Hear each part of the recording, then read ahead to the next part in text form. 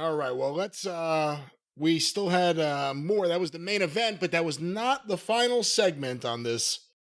And no, it was. We Sure. got two more things to happen, and you're going to have to help me on one of them. But in the back, suddenly we see the plumber. Moxley still hanging around an hour and a half after we saw him. He sees a couple of guys, the security guys or whatever, sitting there. And I couldn't understand what he mumbled something to them. And then a girl came in, you saw from the back, and beat them up, these two security guys. And another security guard sees her and comes up, ma'am, you're going to, and gets judo throwed. Well, it's Marina Shafir. And then just to make sure we know not to take it seriously, another guard runs around and looks up and says, hey, you guys are going to, never mind, and turns around and runs away. And then she shoved the cameraman down with the handheld camera, and it was fake as shit, and then she and Moxley walk out together. So who was the girl in the movie that he's ripping off? I don't know, but it's like he looked at his previous gimmick. It was like, how could I become more badass? Just walk around and beat up security guards with Marina Shafir. They don't know her. Well, but she's going to have to do some of the lines from the movie, right? Who else is going to join? Where's Dabo Kato? If Shane McMahon's going to be involved in this, we'll know because Dabo Kato will be there. Why did people tie Shane McMahon to the plumber and Marina Shafir? I think they tied him to the plumber, well, Jon Moxley, because of the promo saying this is not your company anymore, before they realized he was just stealing it from a movie, thinking, it's kind of like Scott Hall showing up on Nitro and saying that things are going to change. Yeah. Although, it's not exactly only like it's that. Not like that in any way, because that drew money. But also, he walked through a full house to get to the ring that night. Yes. And besides that, he didn't wear green pants. Is the guy in the guy in the movie, did he take over somebody's company? Did he purchase something? What did he do? What can we expect from this angle based on, well, you've never seen the movie. Folks, if you've seen this rotten fucking outlaw movie that Moxley's trying to steal from now, what was it? Humpty Dumpty? That's what I'm trying to look up, because I remember it was like a Shifty Wifty or something. Romper Room. Romper Stomper. Romper, if you've seen this movie, just tell us what Moxley's going to be doing for an angle for the next couple of months or whatever. If, what did this guy in the movie do? And who is Marina Shafir playing? Romper Stomper. Let's see what this movie is real quick. Romper Stomper. Oh, you're going to Google it? It's a 1992 Australian drama film. It tells the story of the exploits and downfall of a neo-Nazi group in blue-collar suburban Melbourne. Oh, well, that'll get over good once they figure out that he's doing a neo-fucking-Nazi. What? What? I know what will make me the ultimate badass. Renee, you're blonde. It'll work. So the synopsis continues? Well, then that was just the opening, the plot. A gang of violent young neo-Nazi skinheads attacked 3 Vietnamese Australian teenagers in a tunnel, brutally beating 2 of them. The gang is led by Hando, that's the Russell Crowe character. Handjob. A violent, reckless, and unpredictable psychopath with strong white nationalist beliefs and homicidal tendencies. Well, there's either something that Moxley imagines himself to be, fantasizes himself to be, all except the, I don't know about the neo-Nazi part, but he fantasizes himself as violent and badass and tough and homicidal and suicidal and with his friend and pesticidal. His friend and second in command, the quiet, reserved, but similarly violent Davey. At their local pub, Hando and Davey meet Gabrielle, who suffers from poorly controlled epilepsy, the day after her sexually abusive, affluent father, Martin, has her junkie boyfriend arrested. Good Lord, what a These are Moxley's kind of people. Is Nick Gage going to pop in sometime soon? Gabrielle begins a romantic relationship with Hando, which, despite a strong start, quickly becomes dysfunctional as he becomes... I thought those kids were going to make it. Do you want me to go to the end, or you want me to leave it there? Sure, go to the end. Let me go to the very end. Oh, the morning after. What led to the agitated... Oh, the morning after. What was the night before? Agitated by Gabrielle's criticism of the poor outcome of the robbery and their living conditions, Hando abruptly hits, berates, dumps, and then evicts her. Davey, Hey, Marina, watch out. That's your future. Davey, unable to tolerate the excess violence and Hando's cruel and unpredictable nature any further, declares his departure from the gang and gives Gabrielle his German grandmother's address, where he will be staying. So you're saying Davey wasn't even there?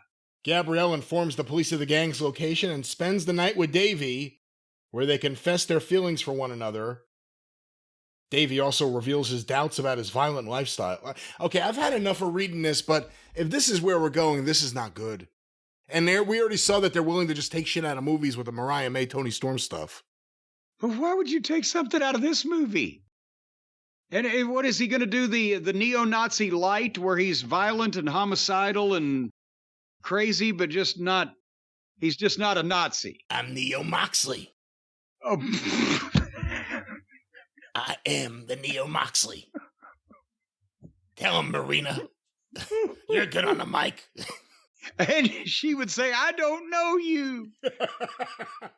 Well, listen, these crazy kids, when they're not beating up the people in the back, they obviously may not be ingesting the best things. Maybe they need some of the right things to ingest, some of the right ingredients, some of the right... What exactly do we say? Some of the right seed, I guess we should say. They need to get their intestinal fortitude in order, is what they need to do. It's been a while since we've talked about our friends at Seed. We want to bring the younger, newer listeners up to date. Seed is a fine group of people that are going to help you with your gut health, because, Brian, your gut is a central hub for various pathways through the body. And a healthy gut microbiome means benefits for digestion, skin health, heart health, your immune system, and so much more. You can be less sick. You can be shinier. Your heart can be free again and full of life. And you can digest all that gas station garbage that you eat under normal circumstances when you're going about your daily life. If you use the incredible Seeds DS01 Daily Synbiotic. The biotics, we talked about them. Yeah. There's different kinds of biotics, because you got probiotics and you got antibiotics, right? Some biotics are good and some biotics are bad. That's why sometimes you're probiotic and sometimes you're antibiotic. Now, the bad biotics are called the damaging biotics or dambiotics, but the healthy biotics are the hellbiotics. So you want to be probiotic of the hellbiotics, but you want to be antibiotic of the dambiotics. Now, see, that's clear, isn't it? It just follow the science. And the folks at Seed, they have the patented capsule-in-capsule design, because you're going to be taking 24 strains of bacteria, all in this capsule, and you're going to put it into your gut, and it's going to survive that journey. That's right, they open up the pathways through the gut, the yellow brick road, where it will lead you to the better digestion and skin health and heart health and immune system, and so much more that people find, that improves with Seed. And also, the big thing is, Brian, of course, courage. What? If you take Seed regularly, it'll give you courage. Because what's one of the oldest sayings in the world? Come on and do something about it if you've got the guts. Right. Well, if you've got poor gut health, you don't have the guts to do anything about it. But if you take Seed's DS01 Daily Synbiotic to benefit your gut and skin and heart health in just 2 capsules a day, and you've got better guts, then you will be able to do something about it. And that will give you courage. Because if you have no guts, then you're just a simpering weasel cowering in a corner. But when you take seed, you're going to go out down the street, you're going to put your foot up somebody's ass if they cross you sideways, because you've got courage. You're going to climb that hill and plant that flag, because you've got courage.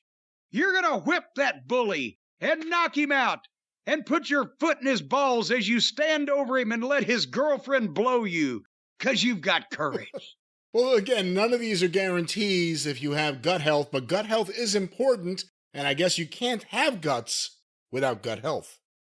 Well, exactly. There you go. Once again, follow the science, ladies and gentlemen. And right now, you can support your gut this summer with these 2 capsules a day. You work it into your daily routine. It's not like you're drinking castor oil, and it's going to help a variety of parts of your body. But all these bacteria strains will survive the journey into your digestion. And there's no synthetic or chemical coatings on these pills, no refrigeration needed. Why, you can just take this stuff at room temperature, and boom, and regularity? Oh, ho, ho, you might be almost unstoppable.